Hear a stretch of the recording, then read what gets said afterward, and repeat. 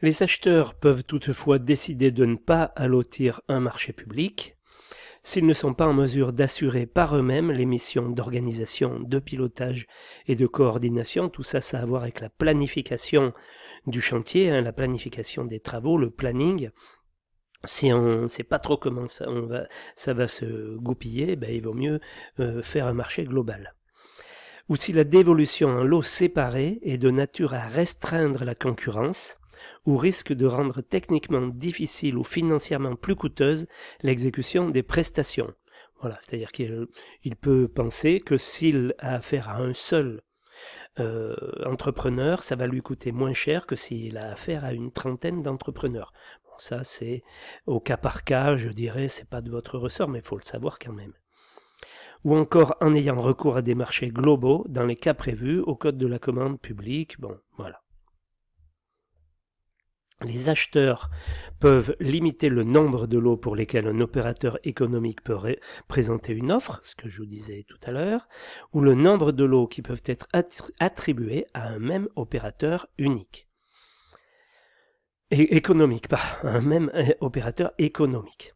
Les offres sont appréciées lot par lot, ça veut dire que de toute façon, même si une entreprise répond au lot charpente et au lot couverture, eh bien, on va apprécier, c'est-à-dire que l'acheteur et donc le bureau de maîtrise d'œuvre qui va analyser les lots, va analyser le lot charpente par rapport aux autres entrepreneurs qui auront chiffré la charpente, et idem pour la couverture.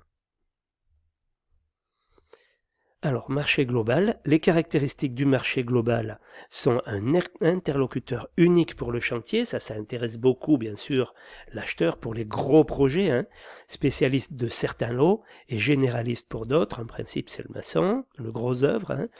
Une gestion administrative du marché principal allégée. Il y a beaucoup moins de paperasse à faire pour l'acheteur.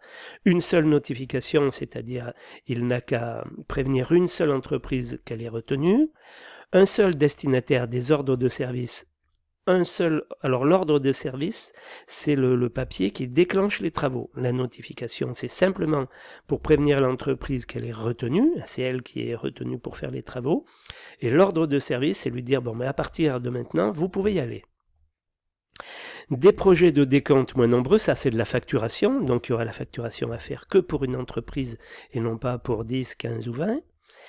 Une réception unique, c'est-à-dire la réception, c'est à la fin du chantier, lorsque l'acheteur réceptionne, donc accepte, je dirais, les travaux. Donc ce n'est plus un chantier et ça devient une école, un EHPAD, enfin ça devient sa construction, ce pourquoi il a lancé les travaux. Donc une seule réception, alors que quand il y a plusieurs lots, on peut faire la réception parfois en 2 fois, en 3 fois. On va commencer à recevoir par exemple le gros œuvre, c'est-à-dire la maçonnerie et la charpente, puis on refera plus tard une autre réception. Ça peut arriver.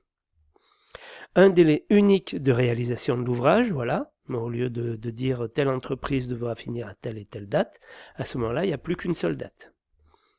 Un coût d'opération intégrant les avantages mentionnés ci-dessus, parce que forcément, il y aura moins de gestion administrative.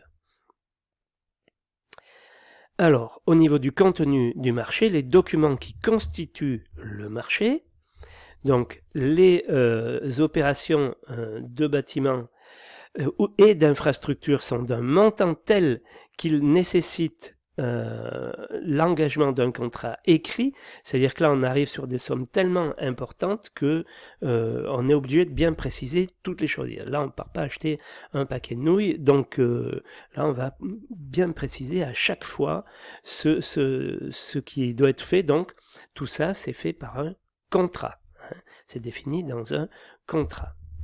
Donc là, ce contrat, donc ce dossier comporte un acte d'engagement.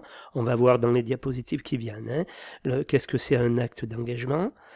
Un cahier des charges, on va voir également en quoi consiste le cahier des charges.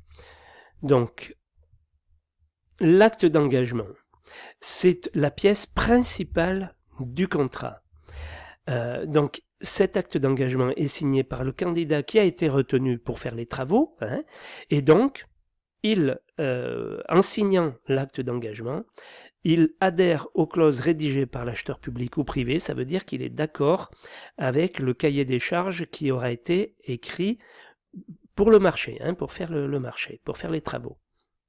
Cet acte d'engagement est ensuite signé par l'acheteur, le pouvoir adjudicateur, c'est-à-dire la mairie, la communauté de communes ou autre, et notifié, c'est-à-dire envoyé, par un moyen qui permet de donner une date certaine de prise d'effet du marché, à savoir un courrier en recommandé avec accusé de réception ou récépissé, parce que c'est la date à laquelle l'entreprise reçoit ce courrier qui fait foi. Donc ça peut être un email. Alors j'ai mis email sur la diapo. Au jour d'aujourd'hui, ce n'est pas écrit noir sur blanc, mais dans les mois qui viennent, ça va être fait, puisque vous allez voir par la suite que les courriers électroniques font foi pour beaucoup de choses en cours de chantier.